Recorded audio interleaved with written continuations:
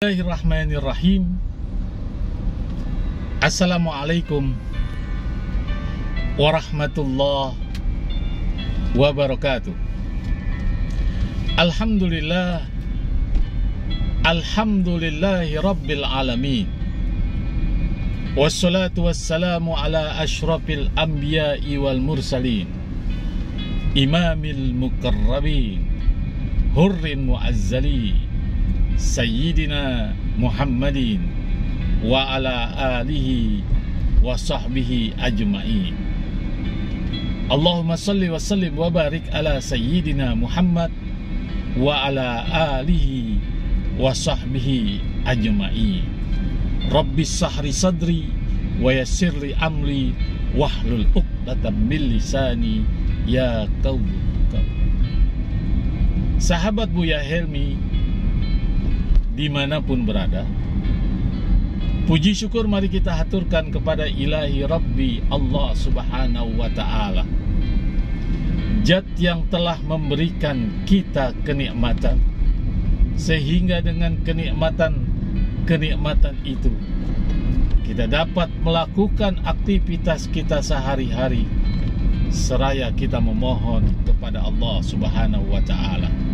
Mudah-mudahan aktivitas yang kita lakukan senantiasa mendapat petunjuk, keberkahan, serta perlindungan dari Allah Subhanahu wa Ta'ala. Amin, amin, ya Rabbal Alamin. Sahabat Buya Helmi, dalam konten kali ini Al-Fakhir Buya Helmi akan membahas tentang permohonan taubat salah satu makhluk Allah yang bernama jin atau iblis atau syaitan. Sahabat Buya Helmi dimanapun berada, tatkala Nabi Musa alaihi salam bertemu dengan iblis, kemudian iblis mengajukan suatu permintaan kepada Nabi Musa alaihi salam.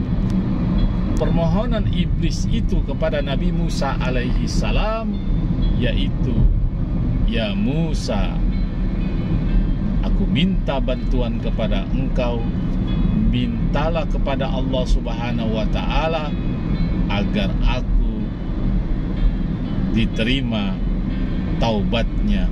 Aku ingin bertaubat. Aku menyadari akan kesalahanku yang telah melanggar perintah Allah Subhanahu wa Ta'ala.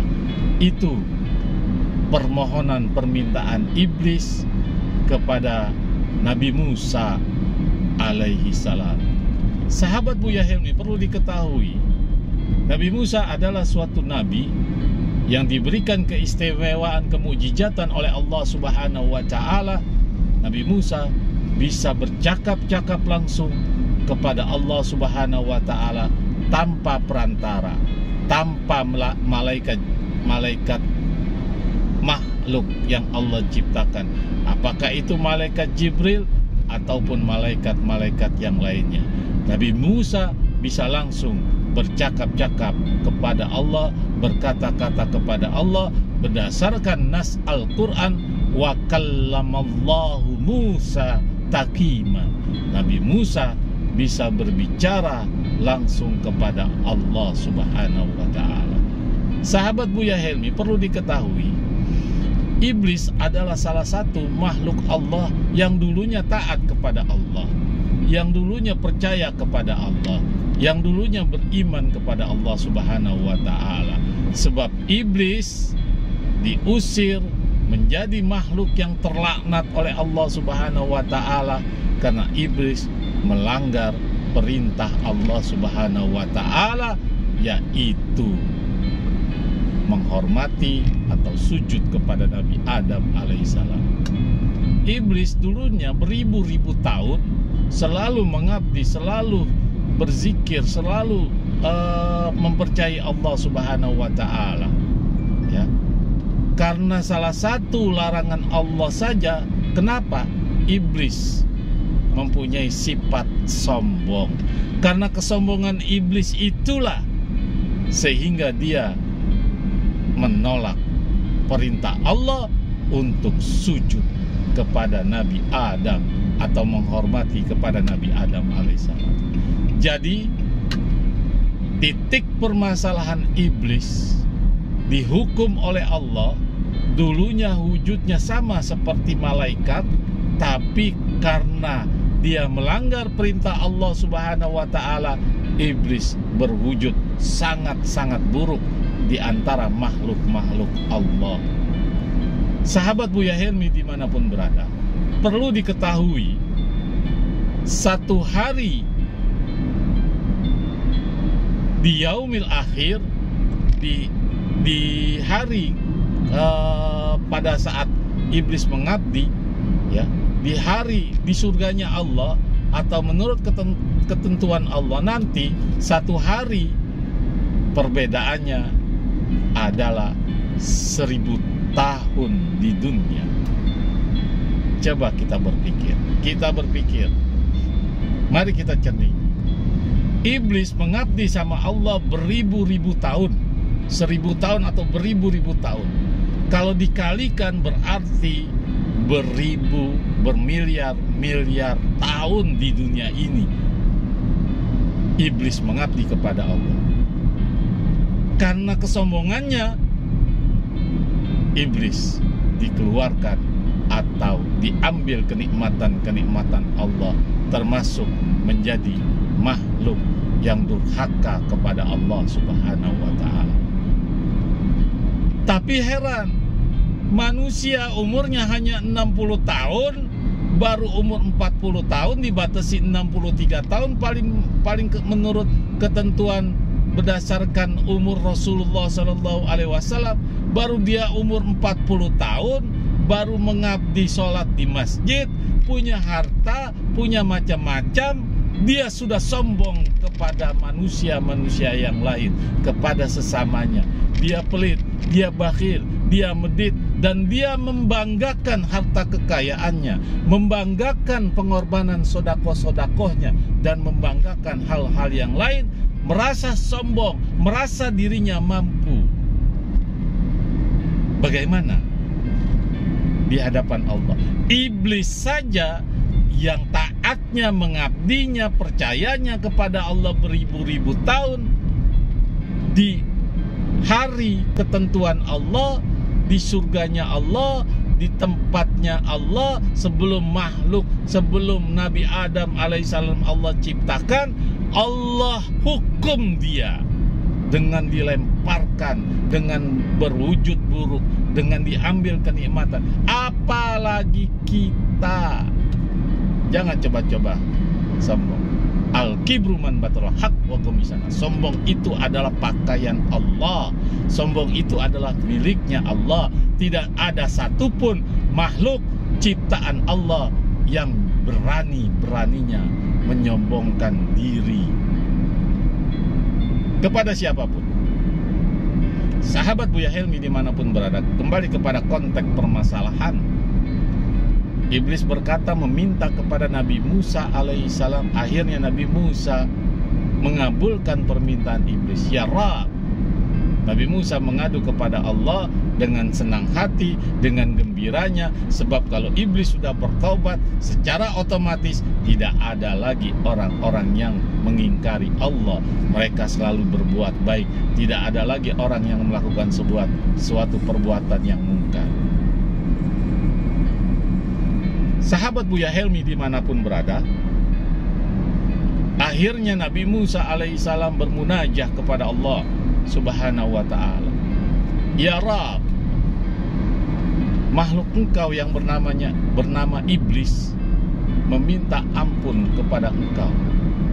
Sungguh luar biasa, sungguh aku senang ya Rabb, karena makhluk engkau sudah menyadari kesalahannya dan ingin bertaubat kepada engkau. Sahabat Buya Helmi dimanapun berada, karena Allah mempunyai sifat maha pengampun lagi maha penyayang, maka Allah pun menjawab permohonan Nabi Musa alaihissalam. Allah akan mengampuni makhluk, setiap makhluk yang minta ampun kepadanya termasuk iblis. Cuma dengan syarat. Allah memberikan suatu syarat kepada Nabi Musa alaihissalam. Ya Musa, sampaikan kepada iblis yang aku laknat, perintahkan kepada dia sujud hormati di tempat peristirahatan Nabi Adam alaihissalam, alias sujud di makamnya Nabi Adam alaihissalam.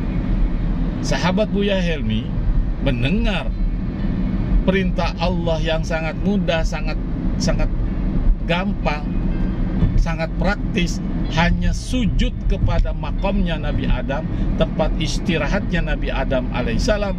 Nabi Musa bersemangat luar biasa, gembira luar biasa. Pasti iblis akan melakukan perintah Allah yang satu ini. Sahabat Buya Helmi dimanapun berada, singkat cerita, Nabi Musa menyampaikan kepada iblis apa yang diperintahkan oleh Allah Subhanahu wa Ta'ala agar iblis sujud hormati makam Nabi Adam alaihissalam. Sahabat Buya Helmi, harapan demi harapan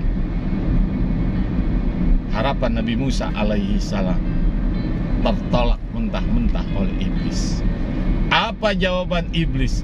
Dengan kesombongannya kembali iblis berkata kepada Nabi Musa alaihissalam, ya Musa, sampaikan kepada Allah, kaifa asjudalahu wa huwa hayyun wa kaifa asjudalahu wa huwa mautu.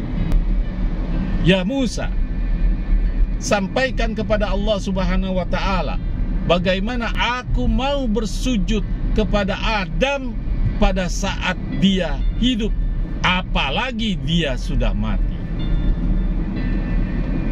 Sahabat Buya Helmi, waktu hidupnya saja aku nggak mau bersujud kepada Nabi Adam, apalagi dia sudah mati. Itulah jawaban iblis dengan dilandasi suatu kesombongan.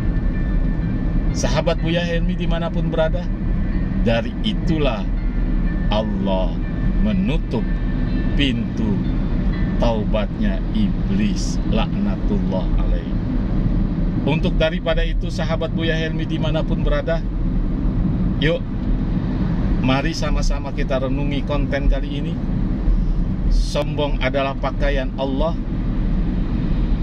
Manusia hamba Allah tidak diperkenankan oleh Allah Subhanahu wa Ta'ala untuk mempunyai sifat sombong. Sekalipun dia mempunyai harta, dia mempunyai jabatan, dia mempunyai kedudukan, sadari itu, semua itu hanyalah sifatnya sementara. Mudah-mudahan bermanfaat konten kali ini. Jangan lupa yang belum subscribe, komen, dan like, segera melakukan. Ringankan jari telunjuk Anda untuk memberikan motivasi di channel YouTube Buya Helmi. Sekian. Assalamualaikum warahmatullahi wabarakatuh.